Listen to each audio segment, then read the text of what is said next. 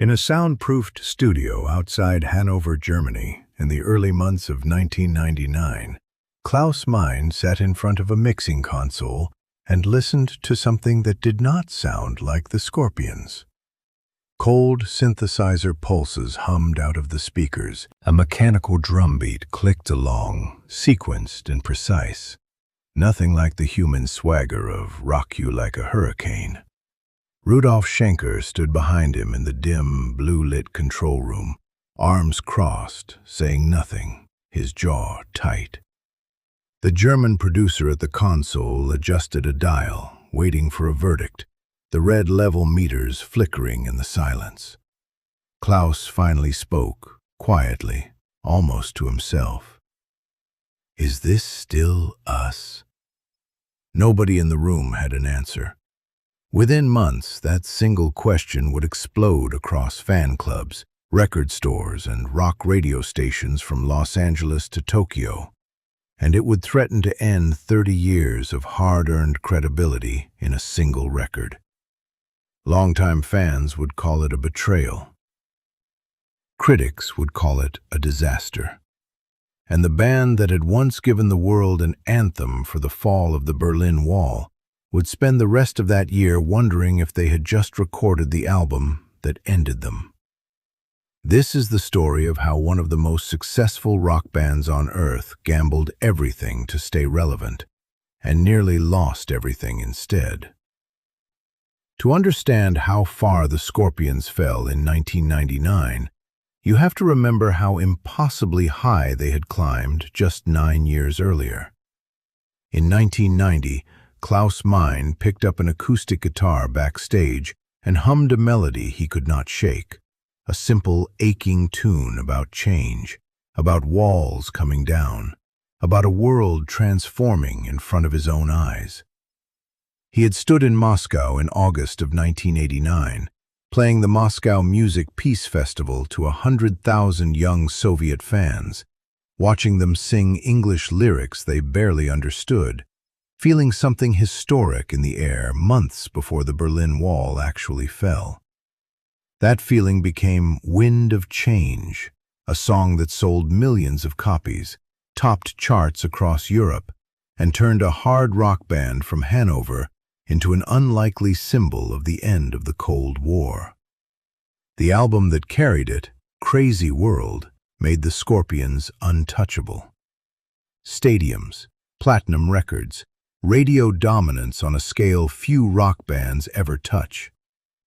For a band that had clawed its way up from smoky German clubs in the early 1970s through the fiery guitar work of Uli Jon Roth and into the international breakthrough of Blackout and Love at First Sting in the 1980s, this felt like the summit. Rudolf Schenker, the band's founder and rhythm guitarist, had spent 2 decades building this identity. Leather, denim, screaming guitar solos, Klaus Meine's soaring voice cutting through arenas full of raised fists. By 1990, the Scorpions were not just a rock band. They were history unfolding in real time, set to a power ballad. Nobody in that room, celebrating sold-out world tours, could have imagined that within a decade, the very identity that made them legends would start to feel, to them, like a liability. Then the ground shifted beneath every rock band of their generation. In 1991, a scrappy band from Seattle released an album called Never Mind, and almost overnight, mainstream rock changed shape entirely. Flannel replaced leather. Raw, angry guitars replaced polished arena anthems. Radio programmers who had built entire formats around bands like the Scorpions suddenly wanted nothing to do with what they now dismissed as hair metal, even though the Scorpions had never worn the glam metal makeup of their American peers. It didn't matter. The label stuck, and it stuck hard. Grunge, then alternative rock, then nu metal, one wave after another crashed over the genre the Scorpions had helped define, and each wave dragged a little more ground out from under their feet. Their 1993 album, Face the Heat, was a defiant, harder-edged answer, an attempt to prove they still had teeth. It sold respectably across Europe, but barely registered in America, a market that had once filled Madison Square Garden for them without effort. In 1996, they tried something else entirely. Pure Instinct, a conscious return to melodic hard rock, complete with another aching ballad, You and I, clearly hoping lightning might strike twice. It did not. The album charted, but the cultural moment had already passed them by. Klaus Meine watched younger bands dominate MTV, watched rock radio playlists fill with names his own longtime fans had never heard of, and felt something he had never felt in nearly 3 decades fronting the band. Irrelevance, creeping in like cold water. Rudolf Schenker began asking a dangerous question in interviews and band meetings alike. Not, how do we get back to what worked, but, what if what worked is exactly the problem now? By 1998, the pressure was no longer just artistic. It was cold, hard commercial reality. Their label, East West, wanted a record that could compete on modern radio. And modern radio, by then, barely resembled rock at all. Electronic music had exploded out of Germany itself. Berlin's Love Parade was drawing over 1 million people into the streets every summer to dance to techno beats echoing off Cold War concrete. Industrial acts were fusing synthesizers with aggressive guitar, and even hardened rock bands elsewhere were experimenting with programmed beats and studio trickery just to survive the shifting landscape. Sitting in meetings with their label and with producer Peter Wolf, a German hitmaker known for sleek, modern productions, the Scorpions faced a brutal choice. Stay loyal to the sound that built them and risk fading into nostalgia circuit irrelevance, playing shrinking crowds of aging fans at county fairs. Or gamble everything on reinvention, chase the sound of the moment, and hope their name still carried enough weight that people would listen with fresh ears. Rudolf Schenker, ever the band's driving force, convinced himself it was a risk worth taking. Klaus Meine, more cautious by nature, harbored deep reservations. But he also remembered what stagnation had cost other legendary bands who refused to evolve at all. Matthias Jobs, the band's lead guitarist since the late 1970s, worried openly that stripping away the guitar-driven core of their sound meant stripping away the very reason fans had followed them for a quarter-century. Bassist Ralph Riekerman and drummer James Kotak, the newer members of the lineup, found themselves caught in the middle of a philosophical war neither man had signed up to fight. The sessions for what would become Eye to Eye began not with excitement, but with anxiety already thick in the air of that Hanover studio.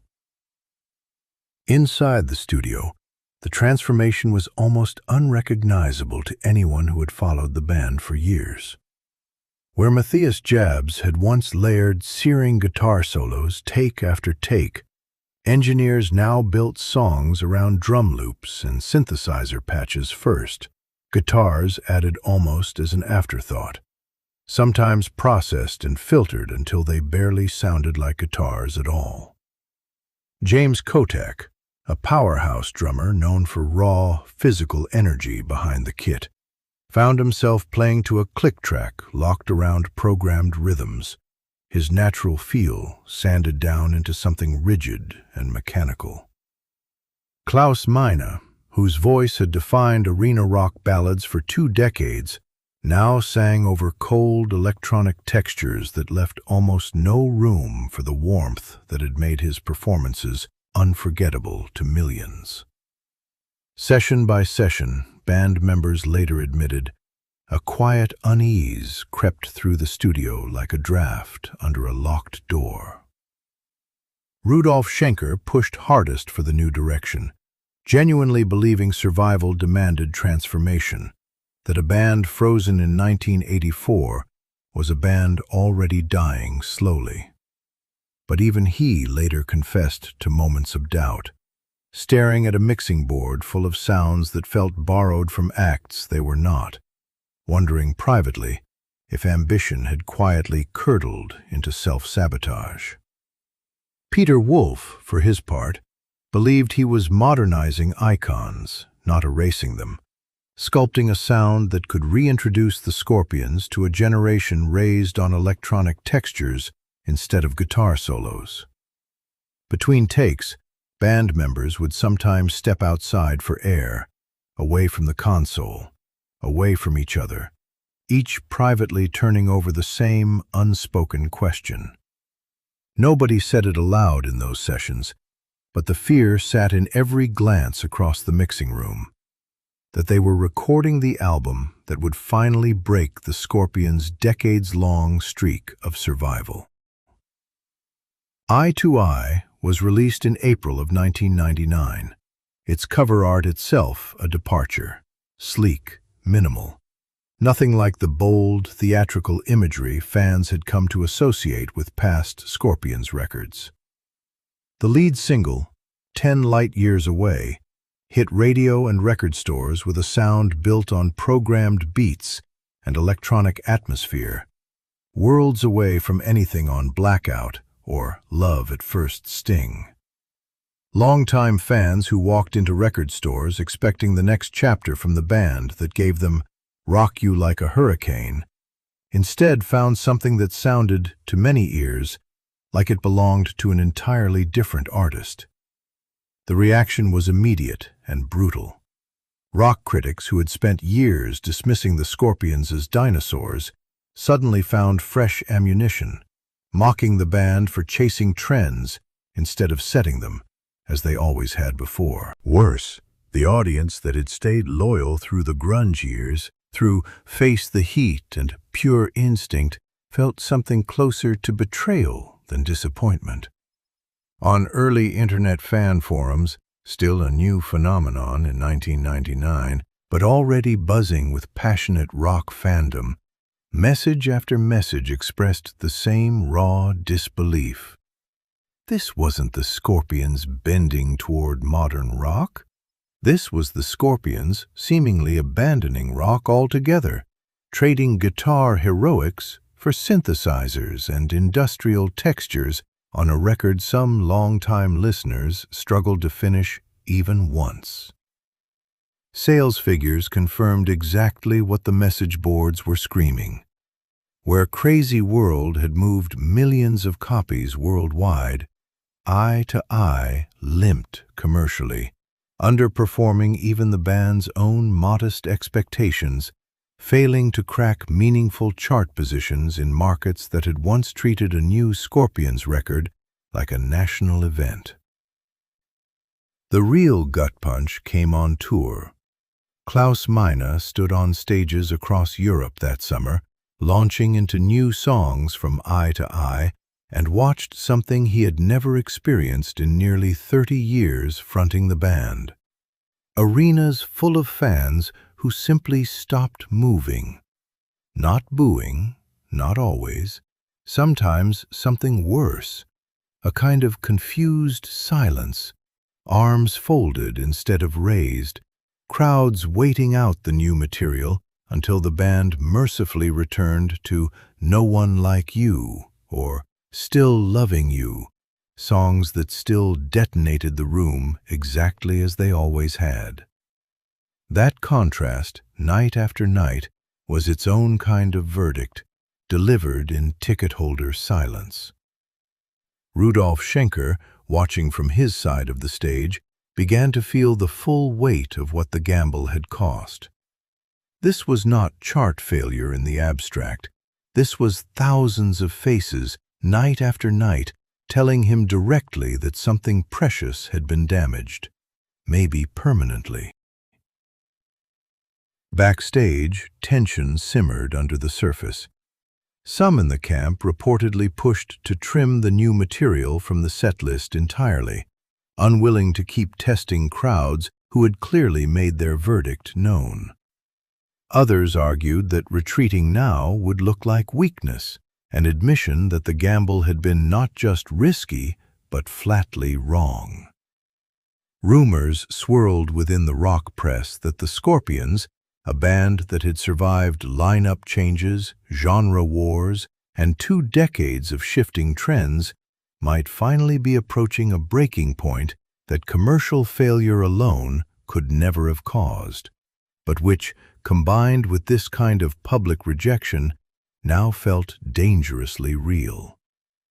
For a band built on unity, men who had weathered a Cold War, a genre collapse, and a fickle industry together, the isolation of that summer tour cut deeper than any bad review ever could.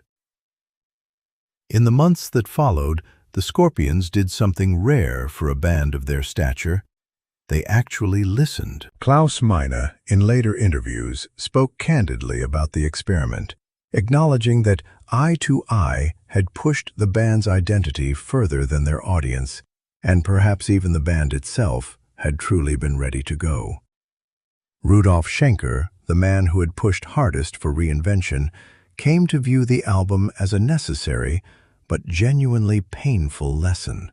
Proof that survival could not come at the cost of the very sound that gave the Scorpions their soul in the first place. Rather than doubling down or disappearing entirely, the band made a decision that would define the next chapter of their career. They went home, literally and musically. They returned to guitars, to Matthias Jab's searing lead lines, to the arena rock instincts that had carried them from Hanover clubs in the 1970s to sold-out stadiums across 4 continents. The years that followed brought albums like Unbreakable in 2004 and Humanity, Hour One in 2007. Records that consciously rebuilt the bridge back to the hard rock identity fans had feared was lost for good. It was not an instant redemption. Trust, once shaken that deeply, took years of touring and honest music to rebuild fully. But slowly, tour by tour, album by album, the Scorpions proved something that Eye to Eye had very nearly disproved.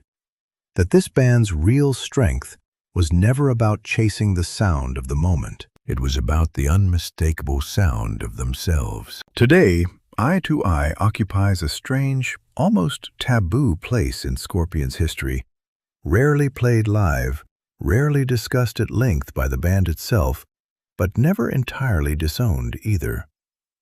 Longtime fans still trade stories about the shock of hearing it for the first time in 1999. The sense of watching their heroes stumble in real time, live and unedited. And yet, in hindsight, even that stumble tells a deeper story about who the Scorpions truly were underneath the leather and the volume. Plenty of bands from their era simply vanished when the musical landscape shifted beneath them, unwilling or unable to risk anything at all. The Scorpions risked everything, got it painfully wrong in front of the whole world, and then did something far harder than reinventing themselves.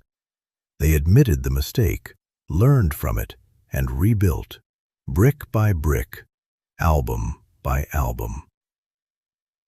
Klaus Meine has said in later years that a band's legacy is never defined by never stumbling, but by what you choose to do after the fall. For the Scorpions, the fall of 1999 became the hard, humbling lesson that pointed them straight back toward the identity that had made them legends in the first place. Leather and steel, soaring choruses, and Klaus Meine's voice cutting through the dark, exactly the way it had since the smoky clubs of Hanover, decades before a synthesizer ever threatened to silence it for good.